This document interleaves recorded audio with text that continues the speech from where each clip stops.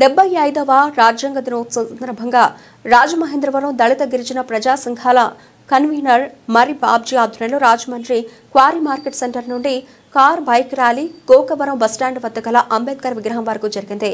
అంబేద్కర్ విగ్రహానికి ప్రముఖులు పూలమాలలో వేసి నివాళులర్పించారు. అనంతరం జరిగిన సమావేశంలో మరి బాబ్జీ అధ్యక్షతన సమావేశం నిర్వహించారు.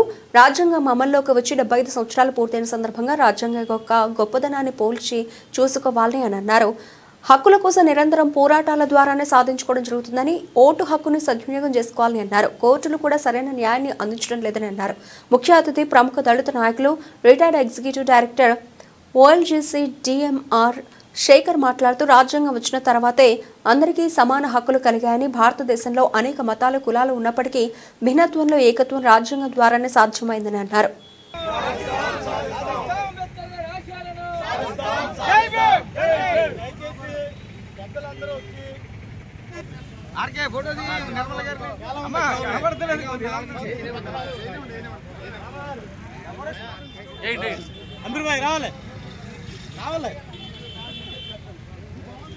అందరూ రండి.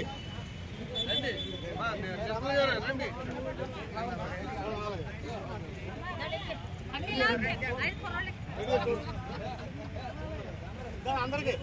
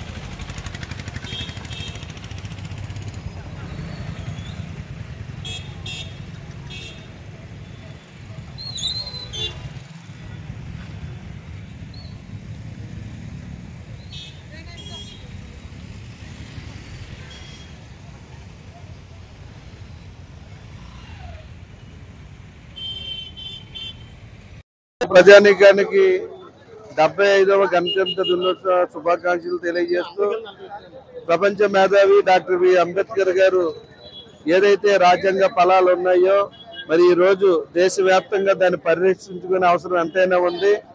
మనం చూసాం ఏదైతే మనువాదమా సమవాదమా అన్నది మరి రాజ్యాంగం తెలుస్తుంది. రాజ్యాంగాన్ని అందరూ కూడా గౌరవించి రాజ్యాంగబద్ధంగా మరి ఏదైతే కేంద్ర ప్రభుత్వాలు కానీ రాష్ట్ర ప్రభుత్వాలు కానీ మరి రాజ్యాంగానికి బద్ధంగా నడుచుకోవాలని మరి ఈ రోజు గణతంత్ర దినోత్సవ సందర్భంగా మరి మేము కోరడం జరుగుతుంది.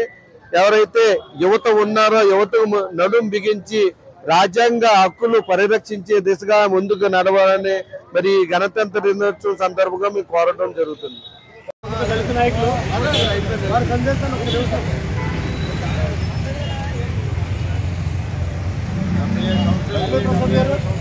భారత రాజ్యాంగం గురించి ఈ వేళ చేయడం జరిగింది. ఈ 75 సంవత్సరాల సతీశాలుగా నడిచింది డాక్టర్ బిఆర్ అంబేద్కర్ రాసిన యొక్క రాజ్యాంగం. ఆ రాజ్యాంగాన్ని ఇంకా కూడా ఇదే ఘనంగా తీసుకెళ్ళి ఇంకా హైలైట్ చేయాలన్న ఉద్దేశంతో ఈ ర్యాలీ పెట్టాం. ఈ ర్యాలీ ఉద్దేశించింది కాదు, అంబేద్కర్ రాజ్యాంగాన్ని కాపాడవలసిన బాధ్యత మాకు అందరి మీద ఉంది కాబట్టి ఈ ర్యాలీ వైద్యులుగా చేయడం జరిగింది.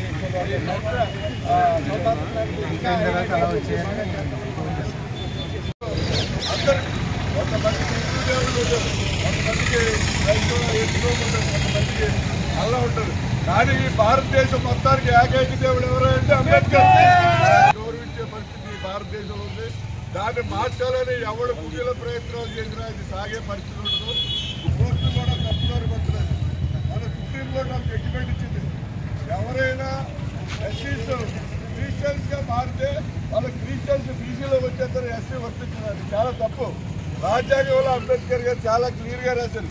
జన్మధార ఎవరైతే ఏ కులంలో పెట్టారో అతను క్రిస్టియన్ అయినా లేదా ముస్లిం మారినంతలో వాళ్ళ యొక్క ఎస్సీ రిజర్వేషన్ ఏమీ కూడా మారదు. అది అంబేద్కర్ గారు రాజ్యాంగంలో చాలా క్లియర్ గా రాయడం జరిగింది. కానీ సుప్రీంకోర్టు మన కేంద్రంలో ప్రభుత్వంలో ఉన్నటువంటి నాయకుల యొక్క సలహా మేరకు తప్పుడు జడ్జిమెంట్ ఇవ్వాల్సి వచ్చింది. దాన్ని కూడా మనం తీవ్రంగా ఖండించాలి. ప్రెస్ మీట్ పెట్టి నేను కూడా చెప్పాను, అది చాలా తప్పు. ఎందుకంటే ఈ భారతదేశంలో అంబేద్కర్ గారు స్వేచ్ఛ ఇచ్చారు. ఎవరు ఏ మతం కావాలంటే మతం తీసుకోండి. ఎవరు